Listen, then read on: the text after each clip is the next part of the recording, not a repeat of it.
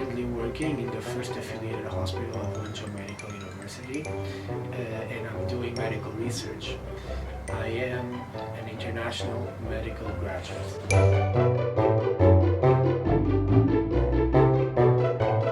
The process to get in was a little bit interesting because back when I was in high school, there is a separate branch of teachers. They are more focused on the general atmosphere of the school, like psych support and stuff like that, but not just that. And sometimes they come up with interesting offers from universities and they present it to students when they're still deciding on their career path. So I believe it was already in 12th grade of high school, in senior year, that they came to our school, to our class, and they showed a PowerPoint presentation displaying this school, this university. And at the time, I was interested solely for the fact that it was in China, because I have already had past experiences living in a different country.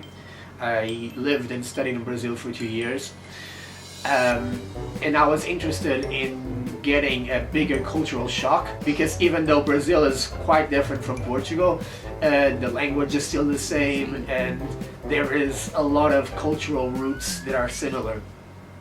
But nonetheless, I wanted something that would push me past my boundaries even more. So I was like, this sounds actually interesting. Then I applied. I sent like my grades, I sent all the information that the university required, and I got accepted pretty easily too. I think I had to send an English certificate as well.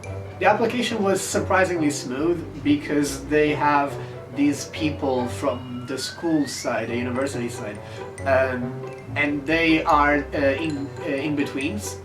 So I actually had at the time another Portuguese student that was working here, and he served as the in-between, and he kind of smoothed out the process for me and other Portuguese students that were coming in. For me, it was a very deliberate choice. Like, I wanted to come to China, but I didn't want to just not do anything productive, and my mom was always very particular about the idea of me going to med school, and very particular about me not going very far from her.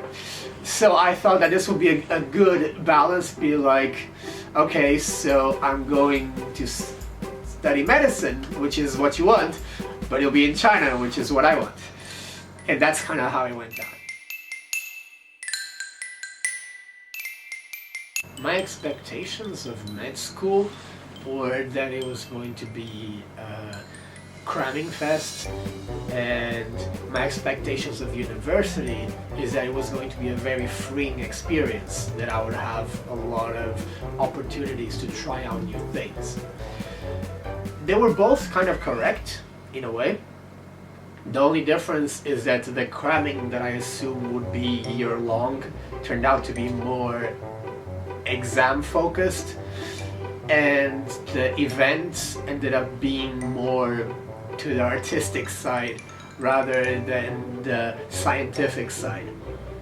But I wouldn't say that my expectations of how good it will be were overthrown by that much, because to begin with, I think I'm a very special case. I wasn't expecting too much. I was just expecting it to be a new experience, and that it was indeed. First year, adapt. Second year, breeze. Third year, struggle. Fourth year would be missing home. It's not one word, but it's hard to put it in just one word. Fifth year, I want to be done. And sixth year, what next? If I had to guess, my favorite subject was actually way past when I was already doing rotation in the different departments. We had 2 weeks in the infectious disease department, and the teacher of that department was really nice. He even set up a specific computer for us to use, just for the foreign students to use. And he would always require us to do some sort of like research on a topic before every day, and to have like a presentation, and we would leave it in the computer for him to look at. And to me, he was the teacher that treated me more like a student rather than anything else. Even though he still gave me a certain different treatment because I'm an international student, but not in a bad way, in a good way. My worst subject? I remember I found medical statistics very boring. But since I'm doing medical research right now, it actually comes in quite useful. I don't really use a lot of medical books to study per se. Initially, the university gives you the books you need for each year back when you're doing the undergraduate course, but I always felt like those were kind of lacking, and I thought about getting books, but books are expensive and videos are much more visual, and especially when the ones that have like really good animations or where they have a very passionate speaker talking about the topics, and it helps me memorize better. So I would say that out of the books, the medical books that contributed the most for my medical knowledge, it will be first aid, preparation for USMLE. That's the one that I definitely spent more time reading. I would go on YouTube and find some nice like animations or videos that sum up the knowledge in a very easy to understand way. But when I want to get more to the nitty and gritty, I would go to the actual USMLE prep videos, or Pathelma, I think that's the name of the other series of videos that I watched. I have a couple of favorite teachers. I think that the infectious disease one is definitely one of them. I had a very nice gynae teacher as well, that I'm an international student. She would really try to push me to practice, even though sometimes I wasn't really comfortable with that. But she was always very nice, and the surgeries I watched under her were one of the best like surgery rotations that I've seen. My lowest moment at med school. I mean, if I had to say, there was a point between 3rd and 4th year, I can't pinpoint it exactly, where I was just like, I'm done with this place. Like, I really missed home a lot, and I am not someone that really gets very attached to specific places or locations. Like, I travel quite a lot, and my relationship with my family has always been like, they understand that I'm not very attached. Man, there's just something about being in a place that's far from everything that you've known for a very long time, and missing the people that just get you, where you don't have to explain what's going on with you. They just kind of know that something is going on with you. And I think it's, if I had to pinpoint, it would be that between 3rd and 4th year, where I really wanted to just go home.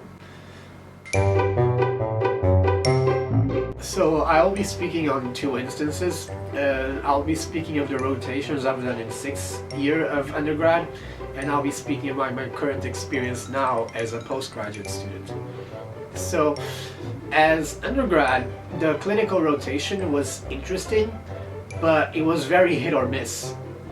The departments and the teachers that you found on each department could make the subject very interesting and really motivate you towards like going there and participating, versus sometimes even interesting topics if the teacher wasn't very conscious of you, in the sense of like he would prepare things around you. If it's very hands-off approach, it would lessen my interest in the particular department. In the clinical rotations in 6th year, you have more clinical focused departments and more like surgery focused departments, and I could actually witness a lot of surgeries, which was quite interesting. Now, as a postgraduate, I chose to focus on medical research, so I don't do much of clinical work. Most of the clinical work I do is go to see patients as they're being added to our cohort. So every time you want to add a new patient to your cohort, you need to get the baseline stuff. And in particular, I go with like some other student to take some measurements on their first day being part of the cohort, so that later on when we do the follow-ups we'll be able to tell like how did these measurements change, because I am in a metabolic disease related department, so that's actually kind of important. Referring to challenges, I think the most glaring one would be the language, Chinese, which in my first couple of years I had a decent grasp on for the time, but then I got kind of comfortable with the little I knew, and I started interacting less and less with local Chinese people. Like, I do have a lot of Chinese friends, but most of them have good English, which kind of led me to stop practicing it, especially after I started having like the actual Chinese subject in undergrad. So if I had to say, the most glaring challenge will always be Chinese, but rather than that, I've actually adapted pretty well to the food, I've adapted pretty well to the culture, and academically, most of the challenges were actually due to myself. Like I didn't put enough effort or something. Even when we had a couple of subjects where the teacher wasn't so good at expressing in English, at the end of the day you always have to self-teach, because this is college, like it's not high school anymore, people don't do all the work for you, you have to really put in the work yourself. Okay, I think this is where I differ from a lot of people. I came here specifically looking for a culture shock. That's the main goal for me coming here, is experiencing how people on the other side of the world live and how their society works. And I've taken a lot of good lessons from this as well, I think. I graduated in 2018. The ceremony, it was meh. I don't think it was that big of a deal. The graduation dinner made a bigger impression, because then people dressed up and it was more of an event. Also, I think that's partially due to the fact that on my 6 years of undergrad, I ended up planning a lot of events for the university.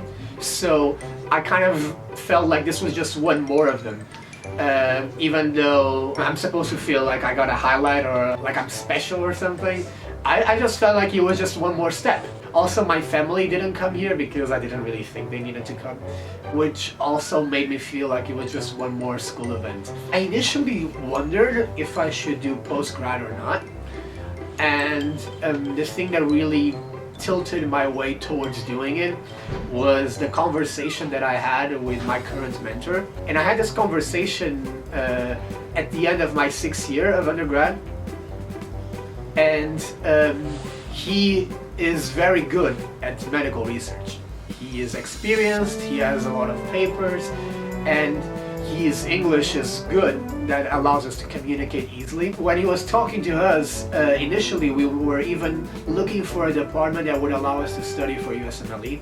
I'm saying we because at the time I went to look with my roommates, Ken. Both of us were interested in finding a way to continue getting medical education and meanwhile pursuing our final goal, which is going to the United States and practice there.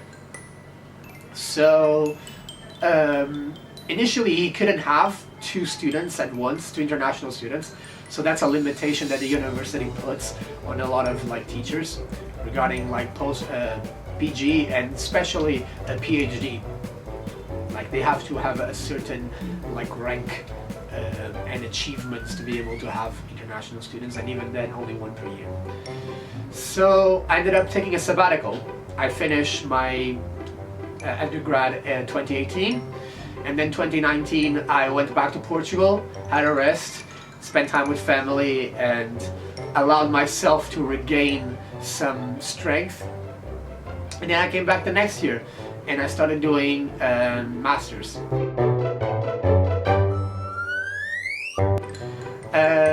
If I am to expound more upon what I do as a medical research student or postgraduate, I would say that my time is mostly spent on reading other people's papers, especially papers that are either giving me a grasp of the whole subject, like reviews, or papers that are very current, about current topics and what is being done in the field that's breaking through to the next level.